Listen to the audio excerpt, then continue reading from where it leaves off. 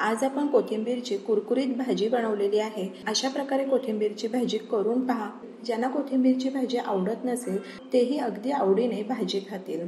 फारसा वेळ न घालवता आपण भाजी बनवायला सुरुवात करूयात, पण त्या अगोदर अशाच नवनवीन रेसिपी पाहण्यासाठी चटकदार बाय मोहिनीला सबस्क्राइब करायचं आहे आणि बेल आयकॉनवर क्लिक करायचं आहे, म्हणजे नवनवीन व्हिडिओज हे तुमच्यापर्यंत पोहोचू शकतील। चला मग तर आपण भाजी बनवायला सुरुवात करूयात। भाजी बनवण्याकरता ह्या ठिकाणी आपण कोथिंबीर निवडून घेतलेली आहे। बऱ्याच वेळा कोथिंबीरमध्ये माती असते, तर त्यामुळे कोथिंबीर व्यवस्थित स्वच्छ धुवून घ्यायची आहे। कोथिंबीर घेताना अगदी पानं नाही घ्यायची, थोडीफार देठही घ्यायची आहे, कारण कोथिंबीरची देठं ही जास्त पौष्टिक असतात।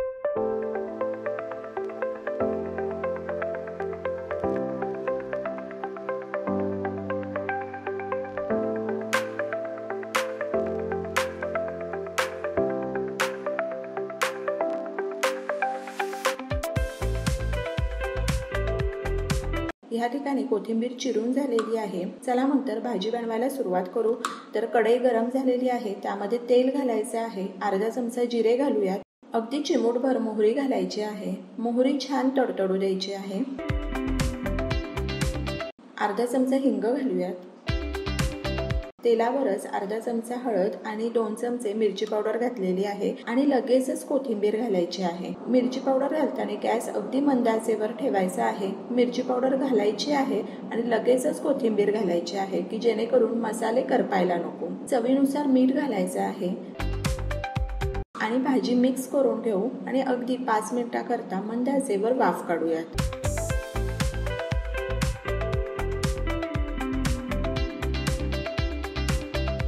तर 5 मिनिट झालेले आहेत। आपण झाकण काढायचं आहे। कोथिंबीर शिजायला फारसा वेळ लागत नाही, झाकून ठेवायची बिलकुल गरज नाहीये। थोडं पाणी आटेपर्यंत वाट पाहायची आहे। मध्यम आचेवर कोथिंबीर छान परतवून घेऊ।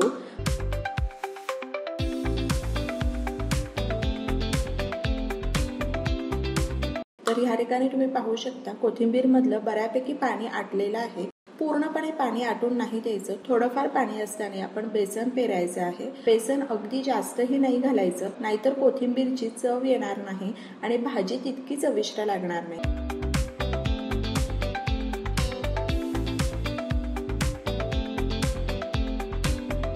बेसन घातल्यानंतर मंद आचेवर 5 ते 6 मिनिटाकरता वाफ काढायची आहे, की जेणेकरून बेसनही छान शिजलं जाईल। या ठिकाणी आपण 1 वाटी बेसनचा वापर केलेला आहे।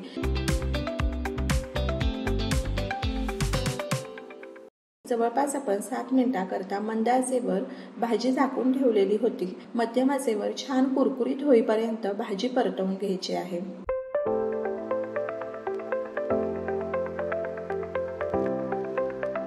भाजी आपण मध्यम आचेवर 7 ते 8 मिनिटाकरता छान परतवून घेतलेली आहे आणि अगदी कुरकुरीत कोथिंबीरची भाजी तयार आहे। कोथिंबीरच्या वड्या तर आपण नेहमीच करतो, तुम्हीही अशा प्रकारे भाजी करून पहा आणि मला सांगा कशी वाटली ते।